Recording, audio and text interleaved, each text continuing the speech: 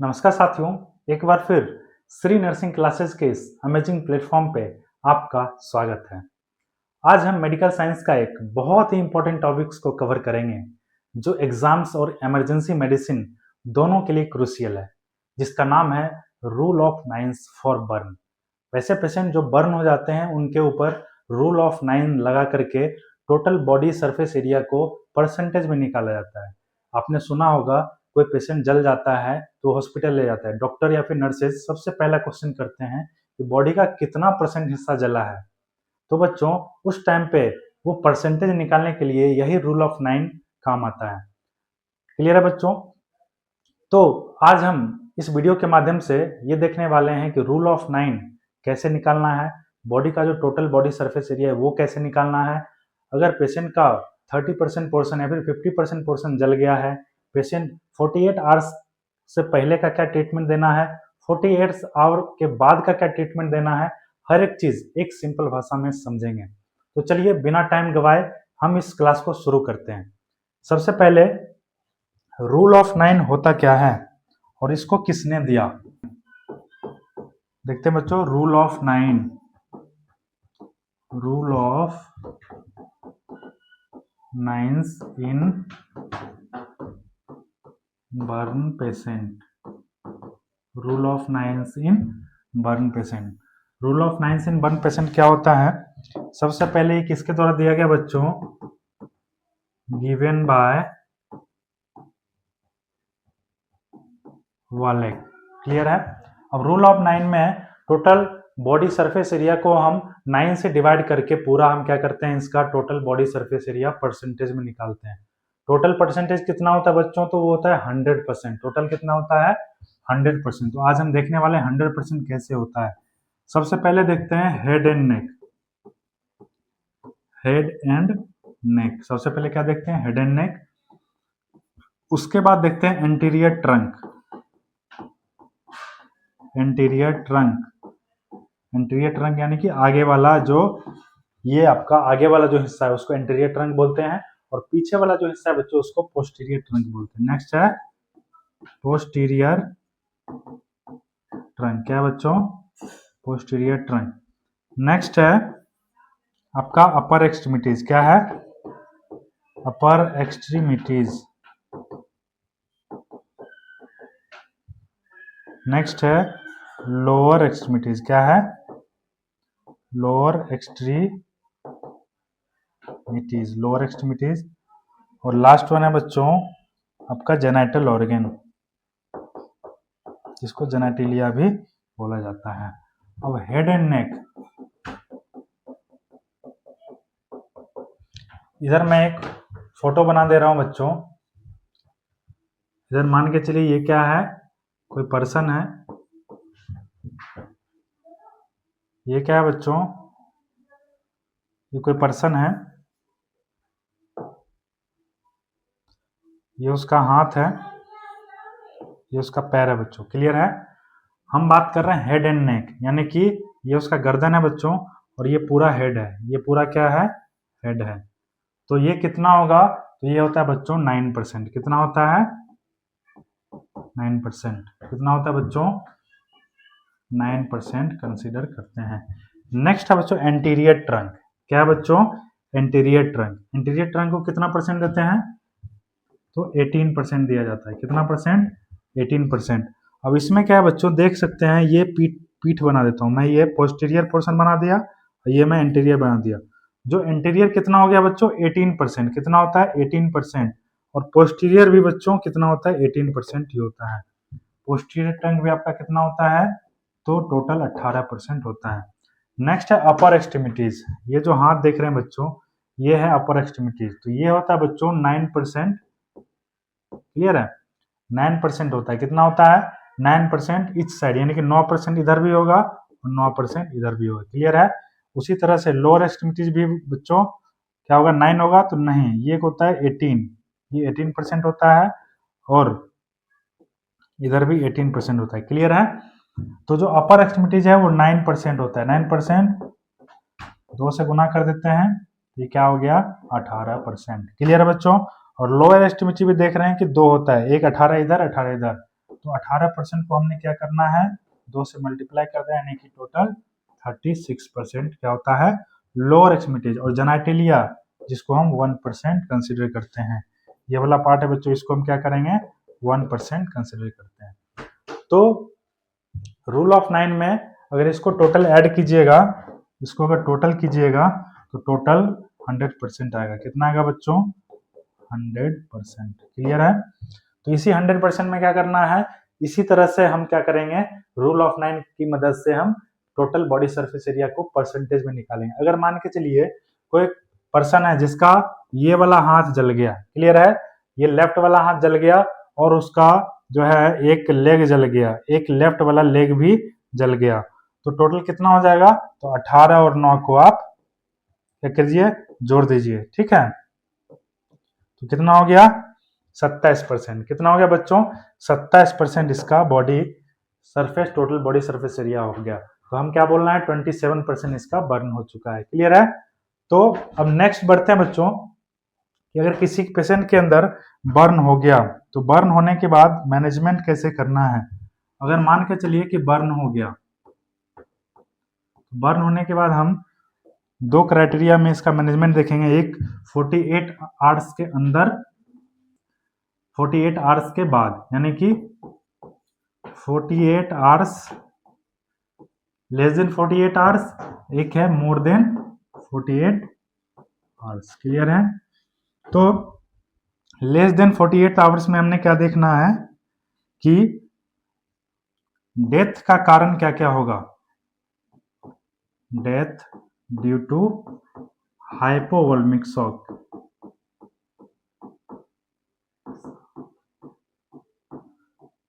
अगर कोई पर्सन जला है तो 48 घंटे के अंदर अंदर उसके मृत्यु का क्या कारण होता है मेजरली, तो देखा गया कि हाइपोवोल्मिक शॉक से वो पेशेंट का मृत्यु हो जाता है।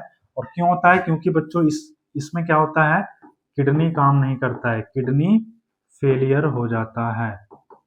किडनी फेलियर होने की वजह से क्या हो जाता है बच्चों, वोल्मिक का मतलब फ्लूइड की कमी की वजह से वो क्या हो जाता है, मर जाता है। क्लियर है। और 48 आवर्स के बाद क्यों मरता है, तो due to septic shock. Septic shock के वजह से देखा गया है कि मैक्सिमम पेशेंट का मृत्यु हो जाता है। सेप्टिक का कहने का मतलब इन्फेक्शन से मर जाता है। किससे मर जाता है बच्चों, इन्फेक्शन से मर जाता है। तो 48 आवर्स के अंदर हमको क्या क्या मैनेजमेंट करना है, तो सबसे पहले क्या करेंगे, हम फ्लूइड रेसिसिटेशन करेंगे। फ्लूइड रेसिसिटेशन करेंगे। और फ्लूइड में कौन सा फ्लूइड देंगे बच्चों, तो वो देंगे रिंजर लैक्टेट, यानी कि आरएल सोल्यूशन, आरएल सोल्यूशन देंगे। क्लियर है। और एक चीज और बच्चों, पोटेशियम जिस भी फ्लूइड में होगा उसको हम रेस्ट्रिक्ट करेंगे। पोटेशियम को क्या करेंगे, पोटेशियम को रेस्ट्रिक्ट करना है बर्न के पेशेंट में। क्लियर है। और 48 आवर्स के बाद वाले जो पेशेंट हैं जो सेप्टिक शॉक से मरते हैं, तो उसमें हमको क्या इंटरवेंशन करना है, तो इसमें हम क्या करेंगे, सबसे पहले हम, क्योंकि सेप्टिक है, सेप्टिक मतलब इन्फेक्शन है, इन्फेक्शन को कैसे दूर किया जाता है, तो हाइजीन मेंटेन करके। तो इसमें क्या करेंगे, मेंटेन हाइजीन, क्या करेंगे, हाइजीन मेंटेन करेंगे। और इन्फेक्शन है तो उसके लिए क्या करेंगे, प्रोवाइड एंटीबायोटिक्स, क्या करेंगे, प्रोवाइड बायोटिक्स देंगे, एंटीबायोटिक्स देंगे। क्लियर है। अब सवाल आएगा बच्चों कि ये सारा चीज तो हमने कर दिया, आपने बोला कि फ्लूइड रेसिसिटेशन करना है, तो फ्लूइड भी रेसिसिटेशन करना है, तो वो फ्लूइड रेसिसिटेशन हमें कैसे करना है, कितना अमाउंट में देना है, कितना स्पीड में देना है, तो आइए बच्चों वो भी हम देख लेते हैं। इसके लिए एक फॉर्मूला होता है, ये फिगर में आप देख लीजिए बच्चों। जस्ट हमने जो रूल ऑफ 9 देखा था, अभी जस्ट हमने जो रूल ऑफ 9 के बारे में देखा, एक इमेज बना के, ये बना बनाया इमेज है। हमने हेड एंड नेक को कितना मार्क्स दिया था, 9। क्या दिया था, 9। और जो अपर एक्सट्रीमिटीज में दोनों हाथ को हमने क्या दिया, 9%। क्लियर है। ये फ्रंट को 18%, बैक को भी 18%, और दोनों लोअर जो लिम्ब है उसको 18%, और जो जेनेटिलिया है उसको 1%, यानी कि टोटल कितना हो गया, 100%। आप फिगर के माध्यम से भी आसानी से इसको समझ सकते हैं। क्लियर है? चलिए आगे हम बात करने वाले थे फॉर्मूला के बारे में, जिसका नाम है पार्कलेन फॉर्मूला। क्या होता है उस फॉर्मूला में, देखते हैं क्या फॉर्मूला है बच्चों, पार्कलैंड फॉर्मूला। इसी फॉर्मूला के आधार पे हम क्या करेंगे, फ्लूइड का जो कैलकुलेशन है वो करेंगे। तो पार्कलैंड फॉर्मूला में क्या होता है कि 24 घंटे से जो कम वाले पेशेंट, यानी कि अभी जले हुए 24 घंटे नहीं हुए, 24 घंटे के अंदर अंदर हमको क्या करना है, एक फॉर्मूला लगाना है। और वो फॉर्मूला क्या होगा, तो 4 ml into total body surface area का जो परसेंटेज आएगा, और उसमें जो है सो बॉडी वेट से क्या करेंगे, मल्टीप्लाई कर देंगे। क्लियर है बच्चों? आपका फॉर्मूला बन के रेडी है, यही फॉर्मूला लगाना है। क्या करना है, यही फॉर्मूला लगाना है, यानी कि 4 ml को टोटल बॉडी सरफेस एरिया, जो रूल ऑफ 9 से आप जो निकाल रहे हैं बच्चों, वो क्या है, टोटल बॉडी सरफेस एरिया निकलता है। तो जितना परसेंट बॉडी जला है, जितना percent total body surface area आपका आएगा, उसको 4 ml से मल्टीप्लाई करके जो पेशेंट का वेट होगा उससे मल्टीप्लाई कर दीजिएगा। जो वैल्यू आएगा वही उसका क्या होगा बच्चों, वही उसका फ्लूइड होगा, वही उसका क्या होगा, फ्लूइड हो गया।